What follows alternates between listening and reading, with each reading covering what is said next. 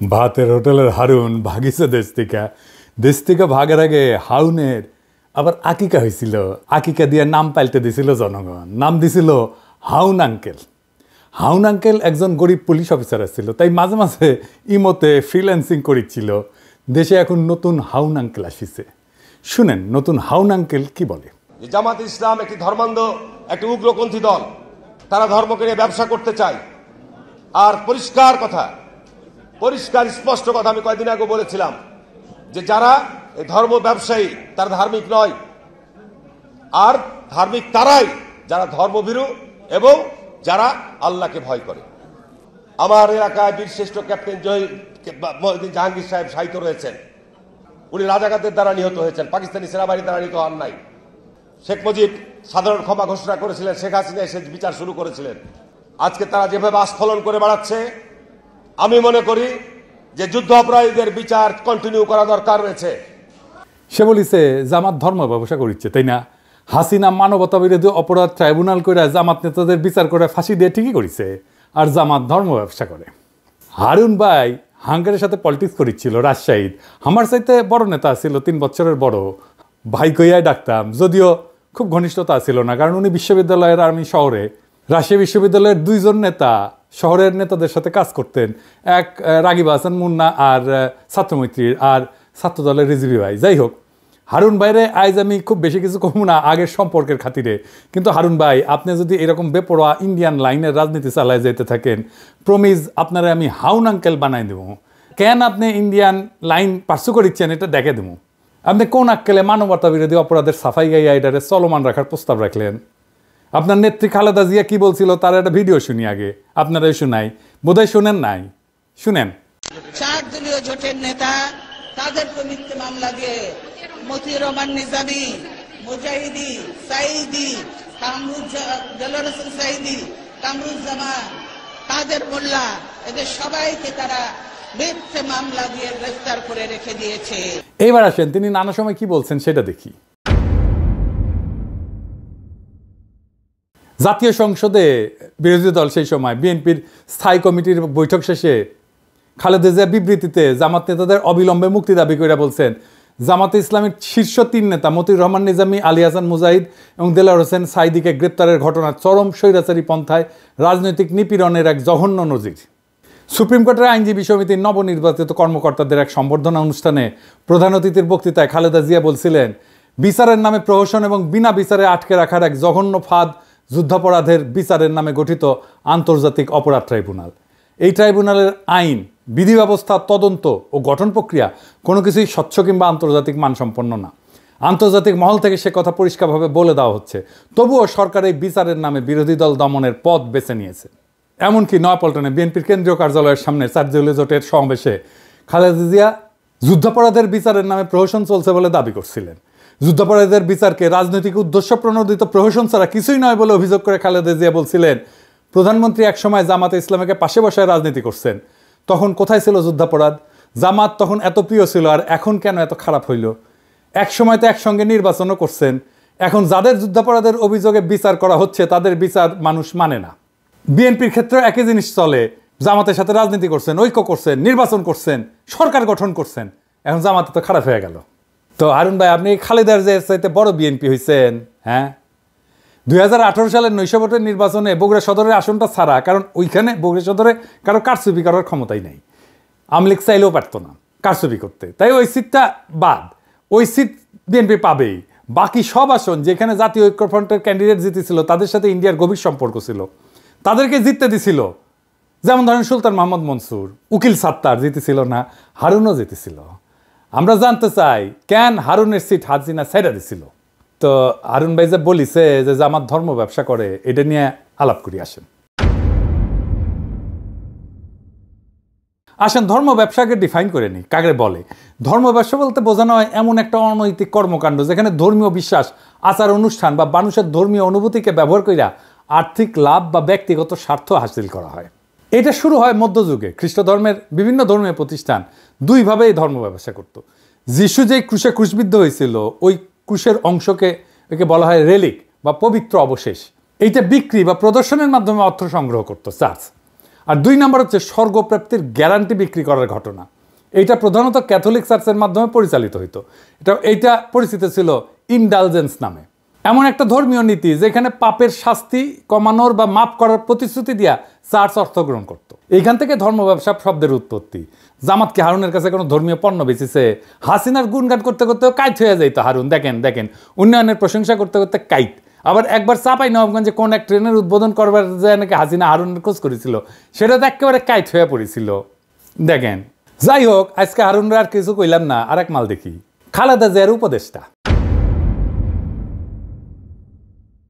ফজলুর রহমান সাহেব, সাবেক ছাত্রলীগের সভাপতি, ওই যে কেন বিএনপি করে বুঝি না, ওই বিএনপির বসে রাজনীতি করেছে আওয়ামী লীগের। ওই খালেদা জিয়ার নাকি উপদেষ্টা। তো খালেদা জিয়া কি উপদেশ দেয়? এইটা সাহেব, ওই যে ওইটা দেখান না, শেখ মুজিব খুব খারাপ লোক কইয়া যে বাণী দিছে সেটা দেখান। এই দেশের সবচেয়ে খারাপ মানুষের নাম হলো শেখ মুজিবুর রহমান। উনি 3রা জানুয়ারি বঙ্গবন্ধু শেখ মুজিবুর রহমান 71 সনে রেসকোর্স ময়দানে মিটিং করে বলল, 6 দফার দাড়ি ক্ষমা সেমিকোলন বাদ দিয়ে যদি আমরা কেউ আপোষ করি, আপনারা আমাদেরকে জ্যান্ত কবর দিবেন। সে আপোষ না করে শেখ মুজিবুর রহমান খুব খারাপ কাম করছে। এই খারাপ কাজ করার কারণেই দেশটা মুক্তিযুদ্ধ পর্যন্ত পড়ছে। বঙ্গবন্ধু শেখ মুজিবুর রহমান 25শে মার্চ পর্যন্ত ইতিহাসের ক্যাপ্টেন সে। 1966 সন থেকে 1971 সন পর্যন্ত ইতিহাসের মুক্তিযুদ্ধের ক্যাপ্টেনের নাম হলো শেখ মুজিবুর রহমান। এখানে জিয়াউর রহমান একটা সেঞ্চুরি মারছে নতুন প্লেয়ার হিসাবে। আর যে পাকিস্তানি সুন্দর সুন্দর ছেলেরা আইসা আমাদের সুন্দরী মেয়েরা বিয়া করিয়া করাচি পিন্ডিতে নিয়ে যাইতো, আর আমরা মনে করতাম আমাদের বাগনা বাগনি গুলা খুব সুন্দর হয়েছে। এটা থেকে শেখ মুজিবুর রহমান আমাদেরকে বঞ্চিত করছে। খুব খারাপ মানুষ শেখ মুজিবুর রহমান। শুনলেন তো, এটা বিএনপির নেতা নাকি আওয়ামী লীগের নেতা? আরো শুনেন কি কয়। ছাত্রদের কোনো কন্ট্রিবিউশন ছিল না জুলাই আগস্ট বিপ্লবে, 90% বিএনপির কর্মী। জনতার সেই অবস্থার মধ্যে নিশ্চয়ই বৈষম্য বিরোধী ছাত্র আন্দোলন নামধারী নেতৃত্ব প্রকাশ্যে এবং গোপনে নেতৃত্বের ভূমিকায় অবতীর্ণ হয়েছিল, কিন্তু সমস্ত জনগণের 95% ছিল জাতীয়তাবাদী শক্তির সমর্থক এবং বিএনপির নেতা কর্মী।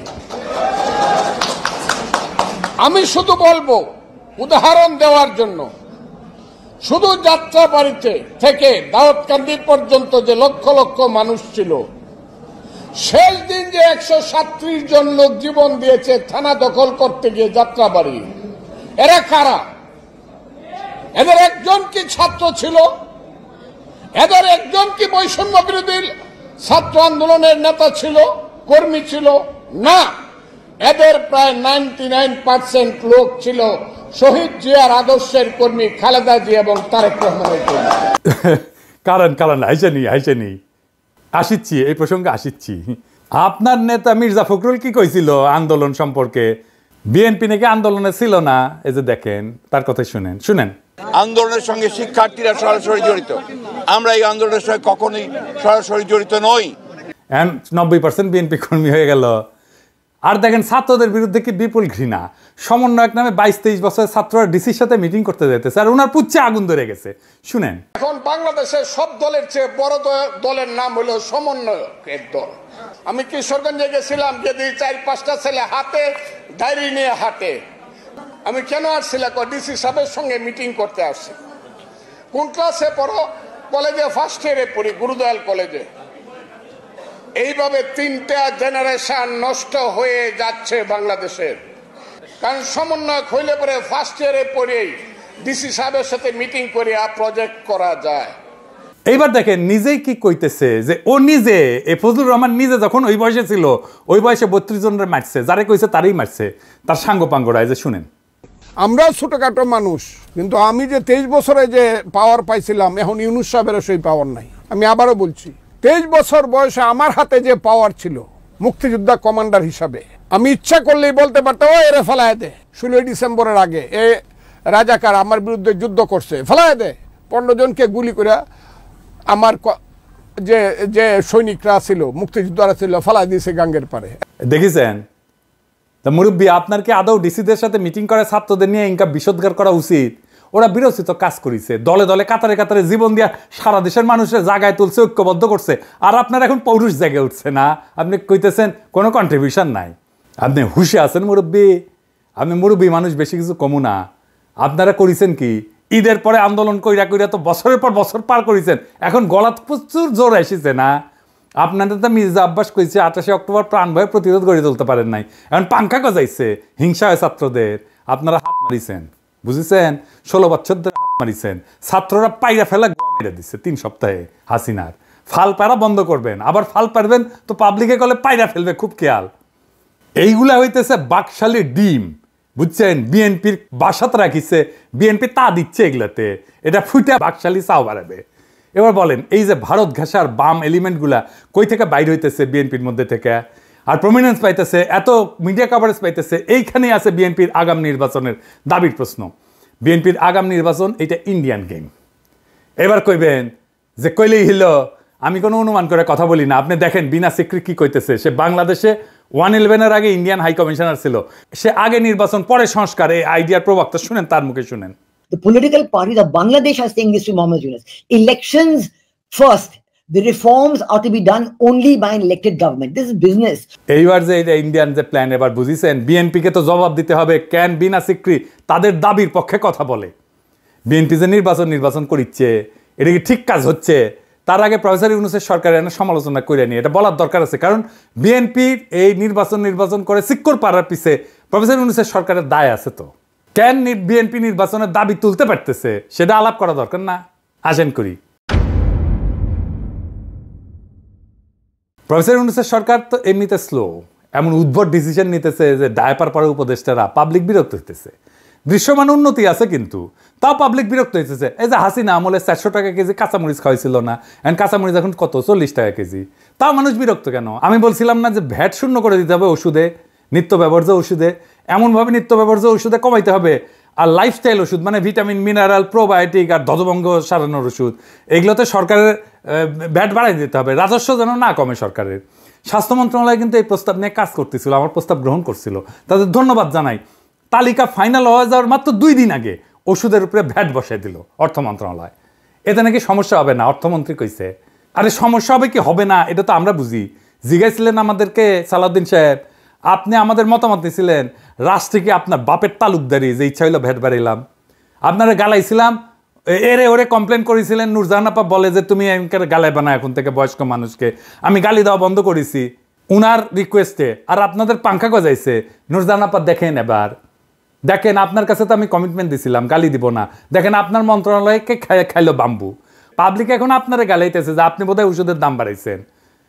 আচ্ছা সালাউদ্দিন সাহেব, ওষুধের উপরে ভ্যাট বাড়ানোর আগে আপনার একবারের জন্য মনে হইল না যে আমি একটু স্টেক হোল্ডারদের সাথে আলাপ করে নিই?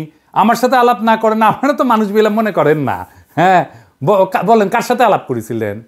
আপনি যতই জ্ঞানী হন না কেন, আপনি যত জ্ঞানী হন, যত পাস দেন, যত পিএইচডি করেন, আপনি তো হেলথের বালটা বুঝেন, কিছুই বুঝেন না। আপনি তো ডিসিশন কেন নিজে নিজে নেন? বুঝান তো সাউদ্দিন সাহেব, আপনি কথা কইবেন, স্টেক হোল্ডারদের সাথে কথা কইবেন, আমার সাথে কোন বা যার সাথে কোন কথা বলে কনভিন্স করবেন কেন আপনি ভ্যাট বাড়াইছেন ওষুধের উপরে। আমার সাথে কথা কইতে চাইলে মোস্ট ওয়েলকাম, আগে কনভিন্স করবেন, তারপরে ওষুধের উপরে ভ্যাট বাড়াইবেন। আমি বলে আগুন জ্বালাই দেবো, জান কালা কালা করে দেবো আপনার। আমি প্যারিসে থাকলেও ঢাকার রাস্তায় আমি লাখো জনতা নামাইতে পারবো। ওষুধের উপরে ভ্যাট বন্ধ, ফুল স্টপ, 1 পয়সা ভ্যাট বাড়াবেন না। এবার আসেন বিএনপির নির্বাচনের প্রশ্ন। আচ্ছা বিএনপি ভাইরা, আপনারা যে নির্বাচন করছেন, ইকোনমির অবস্থা জানেন? ইকোনমি যে জয় বাংলা হয়ে আছে সেটা জানেন? খবরই তো নাই। অর্থনীতির অবস্থা নিয়ে ভিডিও আসবি, আমি ভয় পাইতে চাই নাই, তাই এটা নিয়ে কিছু বলি নাই। আপনারা বলেছে, আপনারা না বললে আপনারা বুঝবেন না কিসের মধ্যে ল্যান্ড করতে যাইতেছেন। এর মধ্যে রাষ্ট্র ক্ষমতা যাবেন, পারবেন না তো চালাইতে, দেশে চালাইতে পারবেন না, টাকা নাই তো। আর আপনারা কি তৈরি রাষ্ট্র ক্ষমতা নেওয়ার জন্যে? আপনার ছায়ামন্ত্রী সভা কই? রাষ্ট্রপ্রধান কে হবে? এইসব কি দেশবাসীর জানা উচিত না? এই যে 5 মাসে বেশি গেল, এই সময় অন্তঃসার শূন্য বক্তিমা ছাড়া আর কি দিচ্ছেন? সরকারের নাকি সাহায্য করবেন, কি ভালো সাহায্য করেছেন? এই যে ইন্ডিয়ান ডিসইনফরমেশন ক্যাম্পেইন কিছু করেছেন, এটার মোকাবেলা দল হিসেবে তো আপনার সক্ষমতা দেখতে চাই আমরা। আপনাদের তো খাইয়া ফেলবে ইন্ডিয়া। এখন ভাবিছেন ইন্ডিয়ার সাথে সিস্টেম করেছেন, ইন্ডিয়া ঝামেলা দিবে না। যেই মাত্র একটা স্বাধীন নীতির বাস্তবায়ন করতে যাইবেন, তখন দেখবেন ওইসব প্রতিশ্রুতির চাঙ্গে তুইলা কোমর বেঁধে নামবে আপনার বিরুদ্ধে। এখন যদি মনে করেন আপনি ইন্ডিয়ার ইচ্ছা মতো চালাইয়া তার মন পাইবেন, পাবলিকে ছাড়বে, আপনাদেরকে ছাড়বে না। আপনাদের জনগণের শক্তির উপরে ভরসা করতে হবে। এই যে 31 দফা দিচ্ছেন পুরাই তো বুলশিট। একটা এক্সাম্পল দিই, হ্যাঁ, মনে কিছু কইলেন না, আপনাদের কইলে তো আবার মনে কিছু করেন। বিএনপির 31 দফার 25 আর 26 দফা আছে স্বাস্থ্য নিয়ে কথা। দেখি আমি পড়ে দেখি, স্বাস্থ্যকে সম্পদ হিসাবে বিবেচনা করে সবার জন্য স্বাস্থ্য এবং বিনা চিকিৎসায় কোনো মৃত্যু নয়, এই নীতির ভিত্তিতে যুক্তরাজ্যের আদলে সার্বজনীন করা হবে, মানে সার্বজনীন স্বাস্থ্যসেবা করা হবে। স্বাস্থ্যসেবা প্রবর্তন করে সবার জন্য স্বাস্থ্য কার্ড চালু করা হবে। জাতীয় বাজারে স্বাস্থ্য খাতে জিডিপির 5% অর্থ বরাদ্দ করা হবে। আপনার কি জানা আছে এনএইচএস এর যুক্তরাষ্ট্রের মডেলটা কি? এটা বাংলাদেশের জন্য আসলে উপযুক্ত কি না? আপনার কোনো ক্রিটিক্যাল সেন্স আছে? আসেন এটা বুঝে দেখি। এনএইচএস এর মডেল বাংলাদেশে চলবে না। এর কারণগুলো হইলো, একটা হচ্ছে অর্থনৈতিক সীমাবদ্ধতা। এনএইচএস এর মডেলটি এটা অর্থায়ন করার জন্য একটা শক্তিশালী এবং ধারাবাহিক রাজস্ব ব্যবস্থা প্রয়োজন। থার্ড ওয়ার্ল্ডের দেশগুলোতে কর আদায়ের হার খুব কম এবং অর্থনৈতিক অবকাঠামো খুব দুর্বল, ফলে এটা সম্পূর্ণরূপে সরকারি স্বাস্থ্যসেবা চালু করার জন্য যে অর্থ দরকার তা সরবরাহ করা সম্ভব না। জিডিপির 5% বরাদ্দ করবেন। ইউকের কত পার্সেন্ট আছে জিডিপির আপনি জানেন? প্রায় 12% জিডিপির। তা আপনি কেমনি করবেন? বললেই হইলো। আপনি ওদিকে বলতেছেন 5% আর বলতেছেন ইউকের মতো করবেন। বা আপনার কাপড় এতটুকু, আপনি সামনে ডাকবেন না পিছের ফুটা ডাকবেন সেটাই তো ঠিক করতে পারেননি। আপনি তো সামনে ডাকলে পিছের ফাঁকা হয়ে থাকবে। এনএইচএস এর পরিচালনার জন্য একটা দক্ষ প্রশাসনিক কাঠামো দরকার। এটা বাংলাদেশের আছে। ইনস্টিটিউশনাল কোনো স্ট্রেংথ আছে বাংলাদেশের? কেন্দ্রীয়ভাবে স্বাস্থ্যসেবা পরিচালনার জন্য যে ধরনের দক্ষতা দরকার সেটা তো বাংলাদেশের নাই। এবং আমাদের স্বাস্থ্যের যে প্রায়োরিটি এবং রোগের প্রকৃতি এবং প্রায়োরিটি একরকম না। এনএইচএস এখানে নন কমিউনিকেবল ডিজিজ যেমন ডায়াবেটিস, ক্যান্সার এগুলোকে প্রাধান্য দেয় সিস্টেমটা বানানো হয়েছে। আর আমাদের মতো দেশে এটা কমিউনিকেবল ডিজিজ, সংক্রামক রোগ এগুলো বেশি। ডেঙ্গু, ম্যালেরিয়া, অপুষ্টি, ডায়রিয়া, টাইফয়েড এগুলো বড় সমস্যা। আপনি যে বলেছেন সবার জন্য স্বাস্থ্য, ওইটা primary health care. Primary health care NHS এর প্রায়োরিটি না। তো দুইটা একই সাথে করবেন, আবার বাজেট দেবেন 5%, কেমনে করবেন? পারবেনই না। আপনার 5 লাইনের একটা হেলথ স্ট্র্যাটেজি করতে গেলে পুরাই ভুল করেন, তো রাষ্ট্র চালাইবেন কেমনে? আমরা অনেকে বলে যে আমি কেন বিএনপির সমালোচনা করি, কেন জামাতের সমালোচনা করি না। আরে বাবা, এই কথা আওয়ামী লীগেররা বলতো হাসিনার আমলে, কেন বিএনপির সমালোচনা করি না, আওয়ামী লীগের সমালোচনা করি। আমি সেই সময় কইছি বিএনপি ক্ষমতায় আসুক, আমি ঠিকই সমালোচনা করব। জামাত তো ক্ষমতায় আসিচ্ছে না, তো আমার সমালোচনা করার দরকার কি? ও তো রাষ্ট্র ক্ষমতায় বসিচ্ছে না। কিছু মানুষ আছে যারা সবসময় সরকারি দল করে, আর আমি সবসময় বিরোধী দল করবো। কারণ রাজনৈতিক দলগুলো কখনোই জনগণের স্বার্থ রক্ষা করে না, আপনারাও করবেন না। আমাকে তো আমার জনগণের পক্ষে থাকতে হবে। আপনার নেতারা ইন্ডিয়ান ন্যারেটিভ বলতে থাকবে, মুজিব বন্দনা করতে থাকবে, 72-এর সংবিধান করতে কান্দে বুক বাসাবে, আর আমাকে জিন্দাবাদ দিতে হবে আপনাদের নামে। এই আবদার কেন? আমি কি আপনাদের চাকরি করি নাকি আপনাদের দল করি? হাসিনার বিরুদ্ধে অ্যাক্টিভিজমে মিত্র আছিলেন, আমার অনেক অ্যাক্টিভিজম আপনার পক্ষে গেছে, তাই বলে তো এটা মনে করা ঠিক না যে আমি আপনাদের দল করি। সরকার গঠন করতে না করতে দলের সমালোচনা সহ্য করতে পারতেছেন না, তো সরকার করলে কি করবেন? স্যাম্পল তো এখনই দেখাইতেছেন, তাই না? যাই হোক, আপনাদের জন্য আগামী দিনের একটা বার্তা দিই, সেটা মন দিয়ে শুনেন ভাইরা। বাংলাদেশের অসংখ্য সমস্যা, তার কোনো কুইক ফিক্স নাই। আপনার হাতে কোনো ম্যাজিক নাই, প্রফেসর ইউনূসের হাতেও কোনো ম্যাজিক নাই। আপনি ক্ষমতায় যাবেন আর অজনপ্রিয় হবেনই। জান লড়াই দিয়ে কাজ করলেও অজনপ্রিয় হবেন। প্রফেসর ইউনূসের সরকারি কি এর প্রমাণ না? কি বিশাল জনপ্রিয়তা নিয়ে একটা জাতীয় ঐক্যের মধ্যে দিয়ে ক্ষমতা নিল, আর বেড়াচেরা করে ফেললো কয়েক মাসের মধ্যেই। কেউ তো করাপশন করেনি, তারপরেও বেড়াচেরা করে ফেললো। কোনো করাপশনের অভিযোগ নাই। ইন্ডিয়া আপনাদেরকে দাঁড়াইতেই দেবে না রাষ্ট্র হিসাবে, এটাই ভারতের বাংলাদেশ নীতি।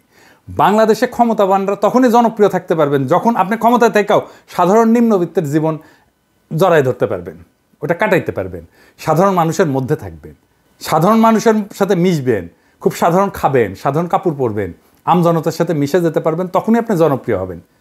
আপনি তো এটা পারবেন না, আপনি তো প্যাপু বাঁশি বাজায় গাড়ি নিয়ে যাবেন, গাড়ি ছাড়া চলবে না, পিছে গার্ড থাকবে, মন্ত্রীর বাসা ছাড়া থাকতে পারবেন না। তাই আপনাদের ব্যাপক একটা ইউনিটির মধ্যে দিয়ে যাইতে হবে, আর ভরসা করতে হবে বাংলাদেশের জনগণের উপরে। ইউটিউবারদের উপরে চড়া হয়ে লাভ নাই। হ্যাঁ, ইউটিউবাররা আমজনতার আরও বেশি পছন্দের মানুষ হইয়া উঠতে থাকবে, এইটা ঠেকাইতে পারবেন না। হুদাই ট্রাই করেন না। আপনার দলের বাম, আওয়ামী লীগ আর 72-এর সংবিধান আর ইন্ডিয়া প্রেমীদের ঠেকান। আপনাদের সাথে সম্পর্ক তাইলে রচিত হবে। আমরা তো জনগণের পক্ষ ছাড়বো না। আমরা এমপি মন্ত্রীও হইতে যাইতেছি না, আপনার ক্ষমতার স্টেকও নিতে যাইতেছি না। জনগণের কথা আমরা বলতেই থাকবো, আমরা জনগণের কণ্ঠস্বর হইয়া থাকবো। তারপরে একদিন দেখবেন এই জনতা আবার জাগিছে, আর সেই নবজাগ্রত জনতার পিছে পিছে আছে এই 2 পয়সার ইউটিউবাররা। এই জিনিস যদি দেখতে না চান, তার বদলে আপনারা জায়গা ওঠেন, জনতার শক্তিকে ধারণ করেন, জনতার আকাঙ্ক্ষাকে ধারণ করেন, দেশ এবং জাতি উপকৃত হবে। ইনকিলাব জিন্দাবাদ।